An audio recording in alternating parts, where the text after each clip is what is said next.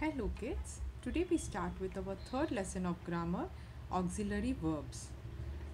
Auxiliary verbs are be, do and have. Let's see how. Get set. Take the sentences that make complete sense. He reading the newspaper yesterday. Does this sound correct? Do we say something like that? He reading the newspaper yesterday? No. She is learning gymnastics. Yes, this sentence makes sense, isn't it? She is learning gymnastics. So this is a tick mark. You going to the market. Do you say you going to the market? You say are you going to the market? Then they are my friends. Correct. This is a complete sentence. This is a complete sentence. So complete sense. It makes complete sense. They learning to play the piano. How can they learning to play the piano? No. They are learning to play the piano. Dad gone to the shop. How can dad gone to the shop? Dad has gone to the shop or had gone to the shop. Now let us see how. I'll explain you how. We go to the next sentence. Let us learn. Read the sentence. Pay attention to the highlighted words. A says Aditya is in his room. Now this is making a sense, isn't it? Aditya in his room, does that sound correct? Does that sound as a complete sentence? No. So you use Aditya is in his room.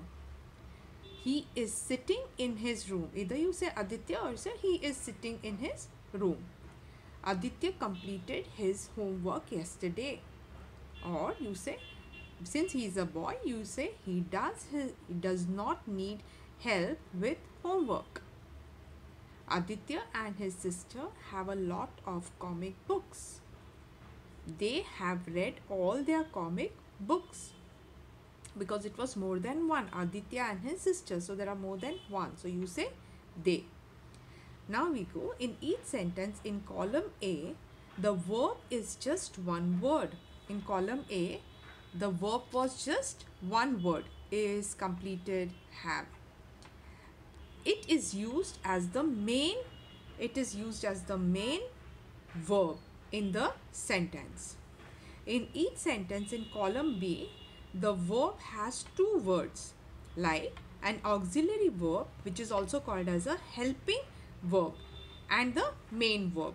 So here you had, if you see back, it is sitting. Now verb is an action word. Any action word is a verb. So anything which is helping the verb or explaining the verb is auxiliary verb. That is, it always comes before the verb. This kind of words, that is, have, had, has, all that. I'll tell you the chart once we go behind. I'll read the chart also for you. In each of the sentence, okay, now we go to the auxiliary verb. That is the main verb. And then is, auxiliary verb was is. Main verb was sitting. Over here when you say is and sitting. So is auxiliary verb and sitting is your main verb. Then you go to the next one, which was does and need, isn't it? And then you have and read. So this is your auxiliary and this is your main verb. Okay, so it reads as if the auxiliary verb supports the main verb. It is always used before. It is always used before the main verb. Auxiliary is always used before the main verb. This is the, again, like in the last chapter we did one box which was very important. So in the same way, this entire chart has to be learned up or has to be understood very properly when I'm saying. Okay, let us see what it is. Read the table and pay attention to the auxiliary verbs and the personal pronouns used with them. Now we all know that there are three types of pronouns. Personal pronouns are first person pronoun, second person pronoun and third person pronoun. For first person, you always say as I. You say indicated as I.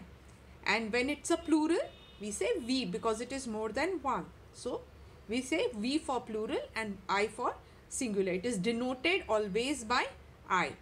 First person singular is always I, and first person plural is always we.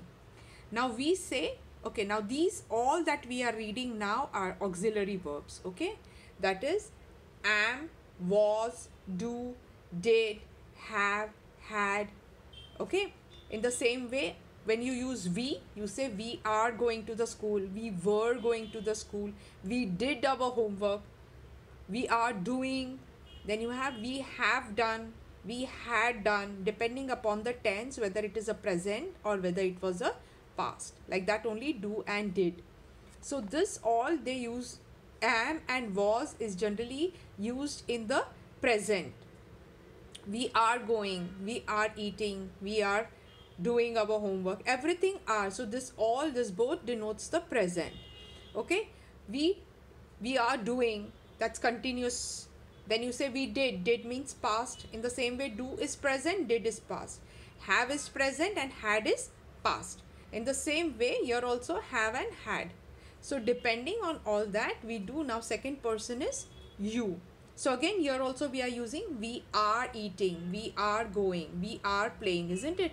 You say you are going, you are eating, you were doing some work, isn't it?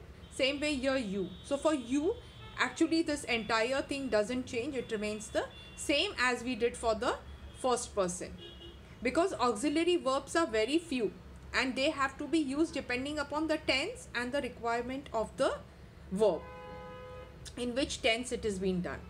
In the same way, if you go to the third person, it is he, she or it. Because if it's a boy, either it's a girl or it is something neuter. Okay. Then you have they for plural. So is, was, are, were. Now here it is and was, because he is eating, he is doing, he was eating, he was doing, isn't it? Was means past, is meaning present, anything that's happening in present. In the same way, this is are, were, do, did, does, did, has, had, have, had. Okay, this table is very important. When we'll begin with the exercise, you will try to understand what I was actually explaining here. When we'll do the exercise, we will follow it. Okay.